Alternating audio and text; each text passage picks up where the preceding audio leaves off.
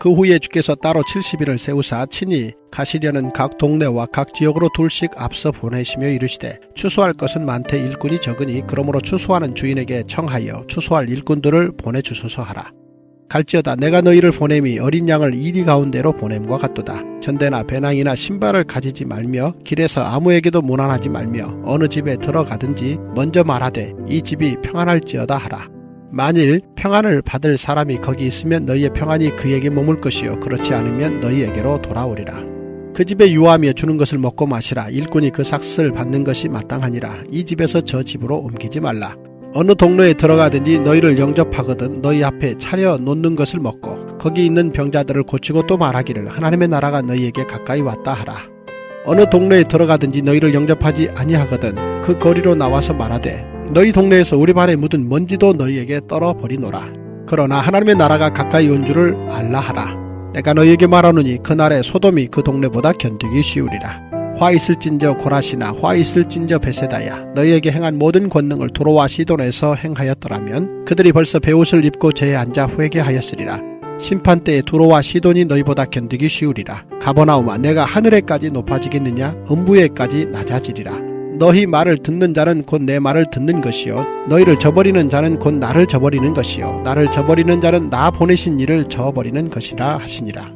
기도하겠습니다.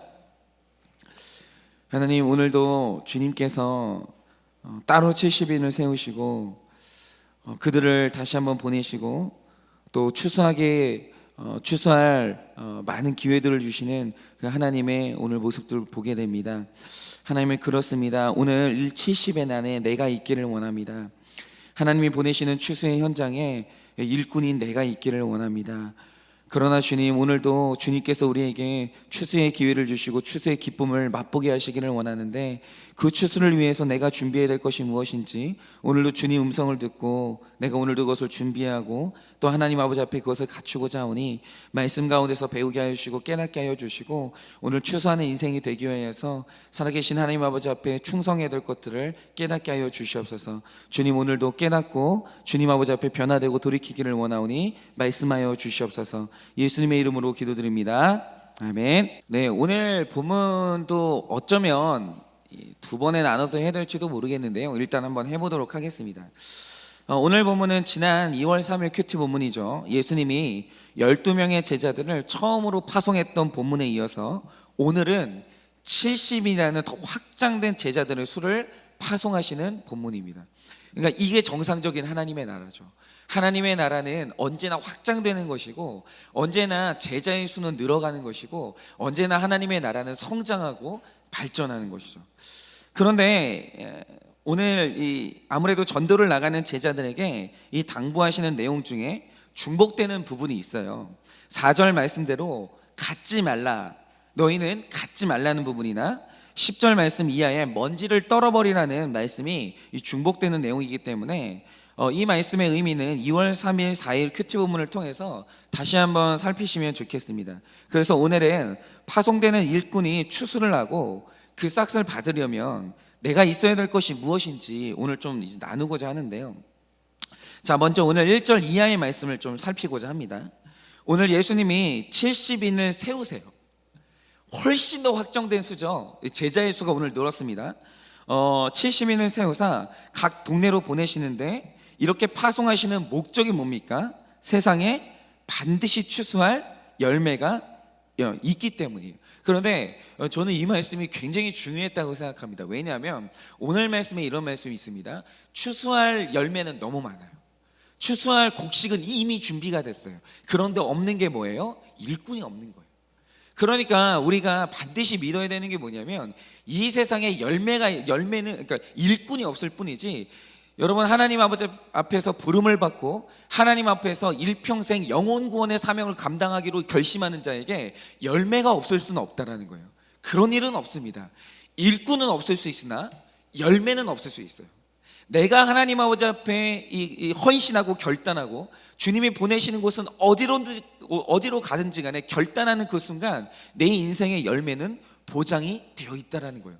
이것은 제가 여러분들에게 드리는 긍정의 의미 아니라 오늘 말씀이 우리에게 말씀하시는 바예요. 열매는 있어요. 없을 수가 없다라는 거예요. 제가 그 한 지체에게 이제 어떤 얘기를 들었냐면, 이 지체가 이제 말씀을 듣고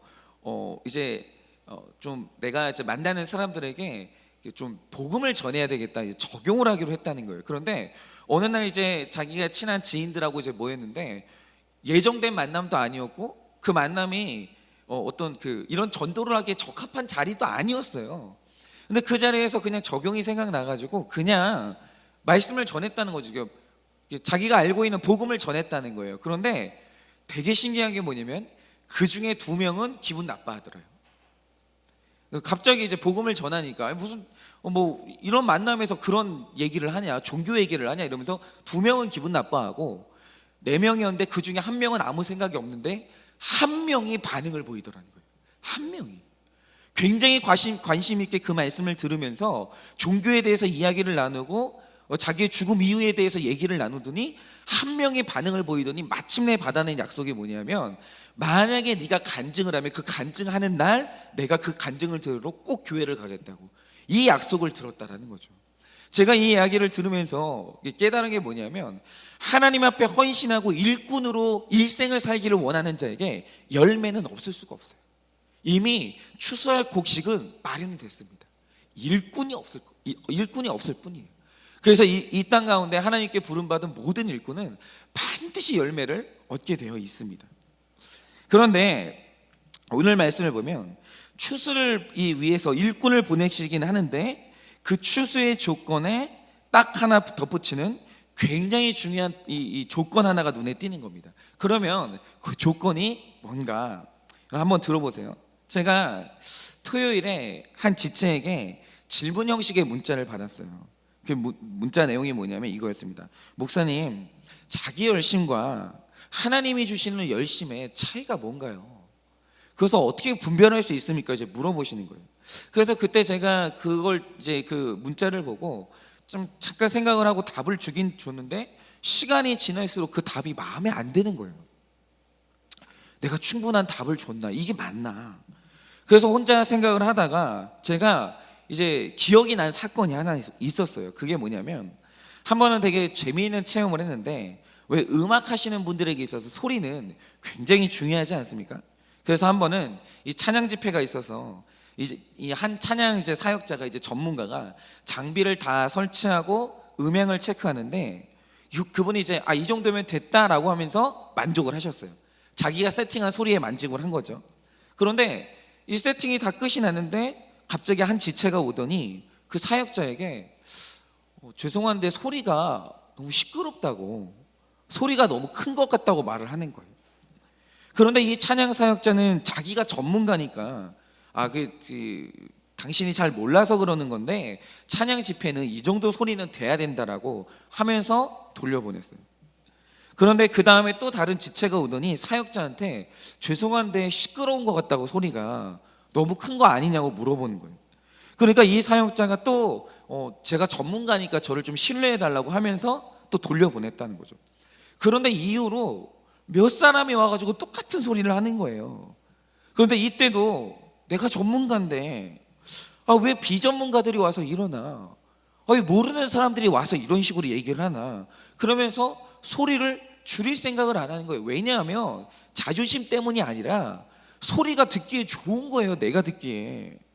그러니까 소리가 적당하다는 전문가와 소리가 크다는 다수의 지체들 사이에 이 의견 차이가 벌어지면서 결국 쓴 방법이 뭐냐면 음향을 체크하는 기계를 가져온 거예요.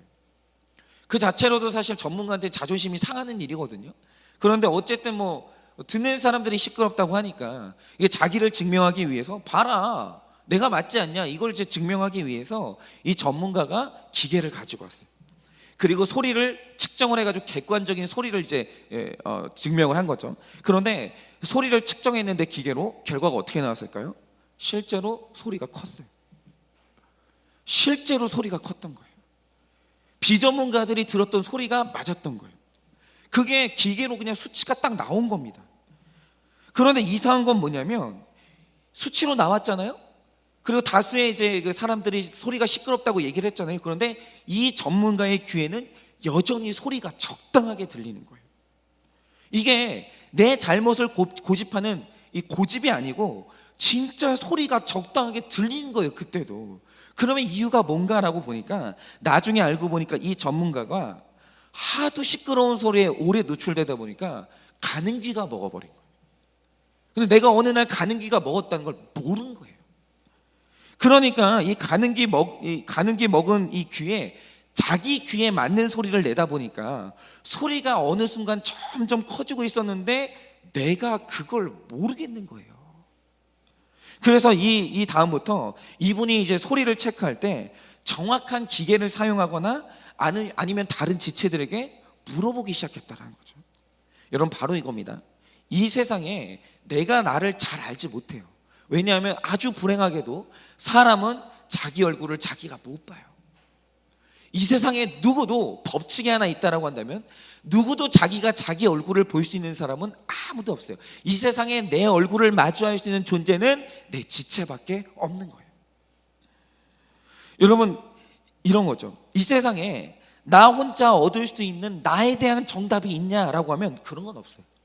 이 세상에 내가 얻을 수 있는, 나 혼자 얻을 수 있는 이 세상을 향한 정답이 있냐라고 하면 세상에 그런 정답은 없다라는 거예요.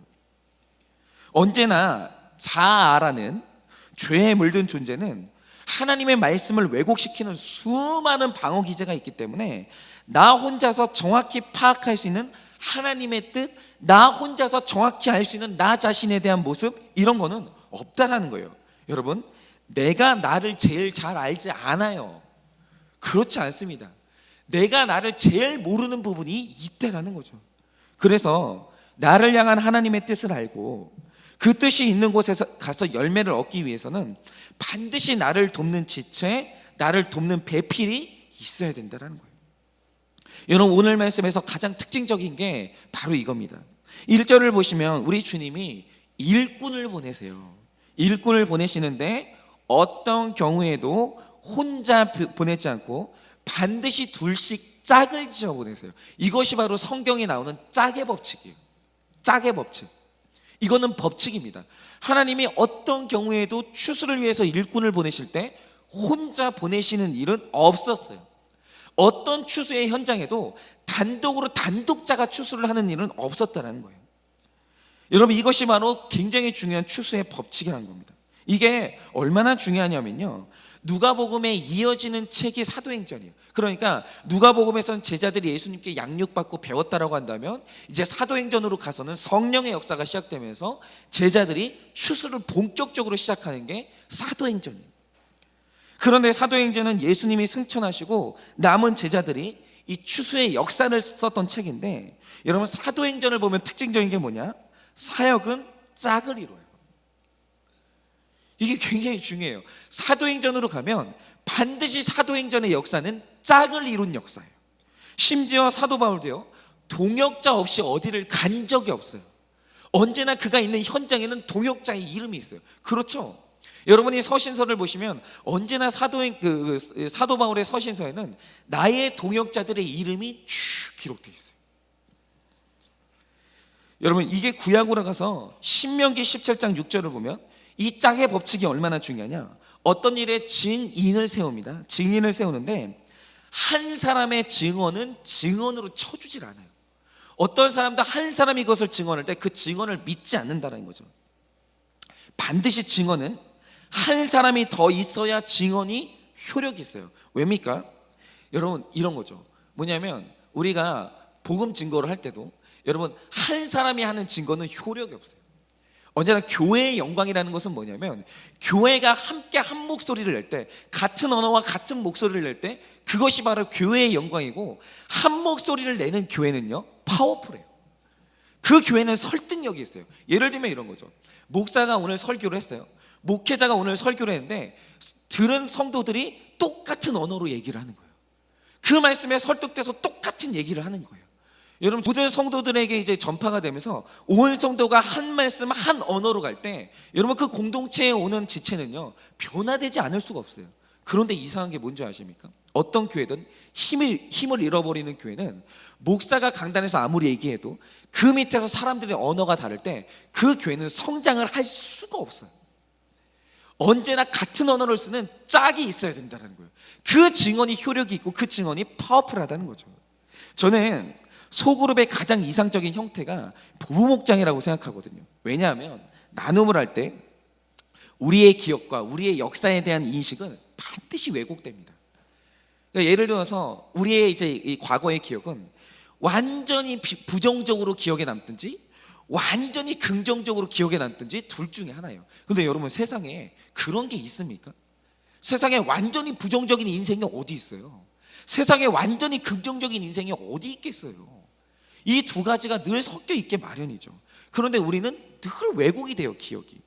그래서 반드시 내게 유리하게 내 중심으로 나눔을 해요. 기억은 언제나 그렇게 되는 것이죠. 그래서 어떤 사건을 혼자 증언하게 되면 그 진상에 대한 파악이 어려워요. 이거는 이제 뭐 소그룹을 인도해 보신 분들은 다 알아요. 그러면 바른 처방이 굉장히 힘들어집니다. 그런데 한 사건에 대해서 부부가 함께 진술을 하게 되면 훨씬 더 객관적인 이 증언이 이루어지고, 그러면 처방이 훨씬 더 정확하게 이루어지는 거예요. 그래서 사실 진짜 열매가 많은 목장은 부부 목장이 되는 거예요. 그래서 한 사건을 놓고도 남편이 어떤 증언을 할 때 여자가 반드시 옆에서 아내가 찔러줘야 돼요.